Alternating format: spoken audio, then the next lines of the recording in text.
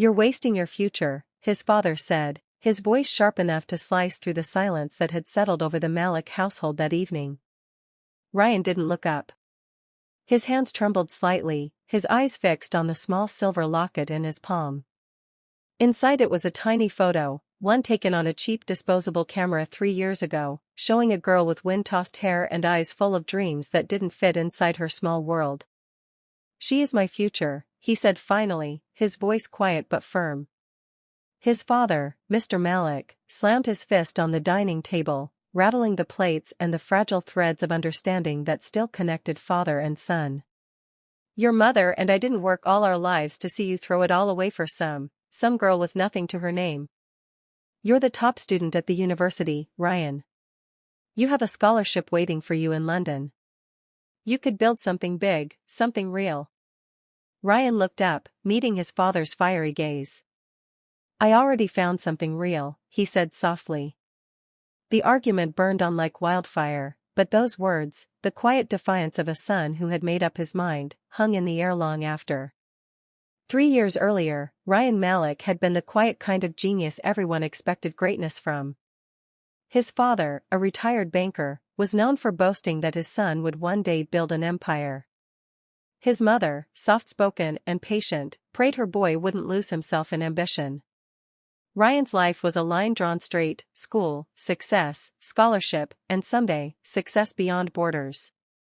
But all of that changed the day he met Aisha. It was at a small community tutoring center where Ryan volunteered to teach math on weekends. She wasn't a student, she was a volunteer too, helping the younger kids learn English. She wore faded jeans and a smile that reached her eyes even when the world seemed heavy. Ryan noticed her before he even meant to. She had this way of listening, really listening, to every child who spoke, as if each stuttered sentence mattered. He didn't know her story at first. But when he did, something inside him shifted. Aisha lived with her grandmother in a small 2-room home on the outskirts of the city. Her mother had died when she was 10, and her father had left soon after, unable to bear the weight of grief and poverty. Yet, despite everything, she was the kind of person who looked at the world as if it were still beautiful. She worked 2 part-time jobs, studied at night, and volunteered on weekends, because, as she once told Ryan, if you stop giving, life stops meaning. He laughed then, not at her words, but at the simplicity with which she said them. Over time, volunteering together turned into long conversations. They'd walk home together, sharing stories about childhood, fears, and the odd comfort of small dreams. He learned that Aisha wanted to become a teacher, to help other children who, like her, had no one to believe in them. And without realizing when, Ryan started seeing her face in his thoughts more often than his textbooks. It was the day before his final exams when his father first noticed the change.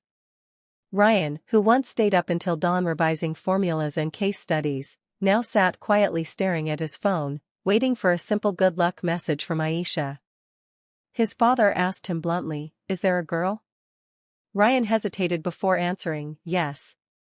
That one word was enough to ignite months of tension in the Malik household. Mr. Malik didn't just dislike Aisha, he refused to acknowledge her as part of Ryan's world. To him, she was a distraction, a detour, a mistake. And the more Ryan tried to explain that love wasn't a mistake, the more his father pushed back with logic, numbers, and the future he'd planned out. "She can't give you what you deserve, Ryan. She doesn't belong in your world," his father said one night, tired of pretending patience. "She belongs where my heart does," Ryan answered. It wasn't rebellion. It was conviction. After graduation, Ryan received an offer from a top London university, a fully funded research scholarship in engineering. It was the dream he'd been working towards since he was 12. But he couldn't bring himself to accept it, not without knowing what it meant for Aisha. That evening, he met her by the riverside, the same spot where they'd first confessed their feelings. She smiled when she saw him, though her eyes were a little tired from her evening shift at the school library. "You got the offer, didn't you?" He nodded. "Yeah. You're going, right?" He didn't answer. "Ryan," she said gently, "you have to go. You worked for this. You deserve it." What if I don't want to go without you? Her breath hitched, but she smiled again, softer this time. Don't say things that will make leaving harder. He took her hand, tracing the lines on her palm. Then come with me. She laughed, but there was sadness behind it. I can't. My grandmother's not well, and I don't have the money or visa or. I'll take care of that, he said quickly. Ryan, she interrupted, pulling her hand back. You can't build a life on pity. He looked hurt. That's not what this is. I know, she said quietly, tears glistening in her eyes. But love should lift you both. Not make one person feel like they're holding the other back.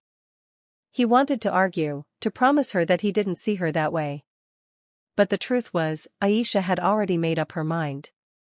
That night, she walked away, leaving behind the sound of river waves and a boy who couldn't imagine his future without her. Months passed. Ryan went to London. His father was proud, his mother relieved, and Aisha, well, she became the ache in every success he achieved. He sent her messages at first, letters even, but she rarely replied. The few times she did, her words were warm but distant.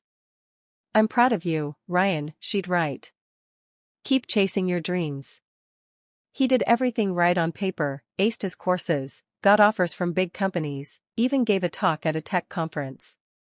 But inside, he felt hollow. Success meant little when he couldn't share it with the person who'd taught him what meaning was. 2 years later, his father called to tell him that Aisha's grandmother had passed away. The news hit him like a punch to the chest. That night, without telling anyone, he booked a flight back home. When he arrived, he went straight to the small neighborhood where Aisha lived. The house looked the same, except emptier somehow. She was outside, lighting incense near a framed photo of her grandmother. When she saw him, her eyes widened in disbelief. Ryan? He didn't say anything at first. He just stepped closer and said, I'm sorry I wasn't here. She shook her head, smiling faintly. You didn't have to be. You're doing great things. I saw your article online, The Young Engineer Changing Tomorrow. He almost laughed. What's the point of changing tomorrow if today feels empty? Her expression softened, and for a moment, neither spoke. Then he said the words he'd been holding back for years. I can't keep living someone else's dream, Aisha. I want to build something real, with you. She looked at him, eyes wet, voice trembling. Ryan, your father. He'll never understand, he interrupted. But maybe that's okay. Because I finally do. He reached for her hand again, and this time, she didn't pull away. The next day, Ryan told his parents he was moving back permanently. His father's reaction was volcanic. You're wasting your future, he shouted. Throwing away everything you've worked for. For what? For her?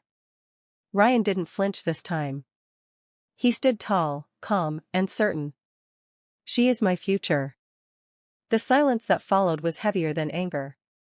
His mother's eyes brimmed with tears, his father's jaw tightened, his pride wounded beyond repair. But Ryan didn't turn back.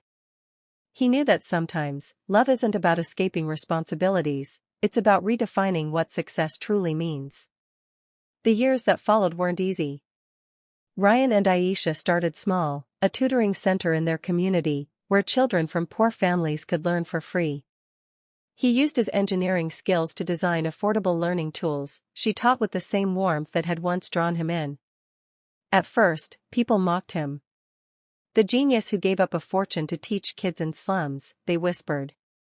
But as months turned into years, the results spoke louder than gossip. Their little center grew into a foundation.